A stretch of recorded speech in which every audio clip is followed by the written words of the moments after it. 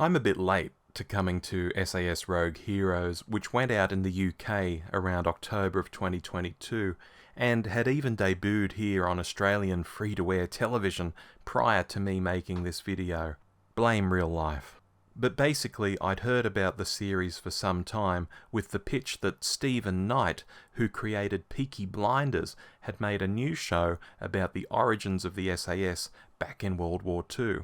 Brilliant, I thought. I love his gritty, humorous, very distinctive style, and I love history. I even know a fair bit about the creation of the SAS. This will be an absolute smash. And now that I've watched the thing, does it live up to what I thought it would be when it was just a concept in my head? Well, yes and no. Look, cards on the table, at the end of the 6 episodes, I thought, yeah, that was good. I do look forward to the next season. I really do. 100%. And I believe the production company is currently aiming to make another 4 seasons, which will go beyond the World War II era. I presume that means we'll see the end of the SAS in 1945 when the British government disbanded it, then its resurrection as a territorial army regiment in 1947, then brought back completely in 1950 for Korea, but instead of going to Korea, they end up going to Malaya. There's a wild ride coming. But I digress. See what I mean about knowing a little about the SAS? Back to the review. I was happy at the end of the 6 episodes, but a couple of things did gnaw at me. One relates to the gritty, humorous, very distinctive style of Knight's that I mentioned earlier. While I think this works a treat for something like Peaky Blinders, where it's applied to made-up characters, when you're doing an historical drama and applying tropes to real-life people, it can really distort.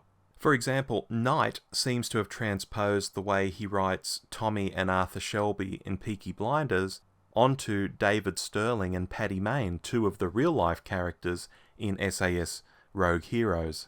He writes Stirling as a very tactical, daring, and persuasive guy, and Mayne as an absolute psychopath who can be calmed down at times, and almost reasonable, but who will then explode into violent rages. You don't need to be a genius to work out who is which Shelby. Because the problem here is that while someone like Mayne did have a colourful life, and it's absolutely documented that he'd get into fights and things like that, and then go and hole up with a good book and just want to be away from people, all of which is seen in SAS Rogue Heroes. It's exaggerated in a way that Mayne's own family contends it went on during his whole short life. I mean, he wiped himself out in a car accident in 1955, but has been amplified in the decades after he died, and they're not happy about it.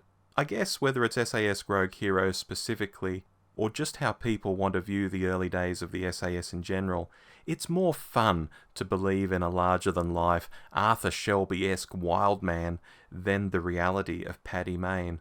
A reality which had some colour, I don't shy away from that, but not quite to the same level. The other aspect that gnawed at me is similar, and that's the whole series operating in this heightened state of reality. I mean, there's an attack on a German base in one episode that feels a degree or 2 off from turning into an offcut from Quentin Tarantino's Inglourious Bastards. Now, not that there's anything wrong with that per se, that's a really well-made film and a lot of people enjoy it. I just struggled a bit more than I thought I would with the telling of an historical story set against wailing electric guitars, heightened realism, some made-up characters who really didn't need to be there, like the Eve Mansour spy character who has a relationship with Stirling, and all of that. It's like my needle never fully fell into the groove of this record. But in conclusion, I did like the series overall. There was far more to like than to criticise. It looks good, it's well acted, and it does tell a rollicking little story in its own right.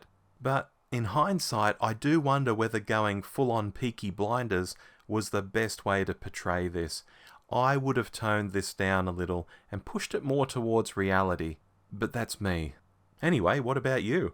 Have you seen SAS Rogue Heroes? Why not tell me about your experiences with the show down in the comments?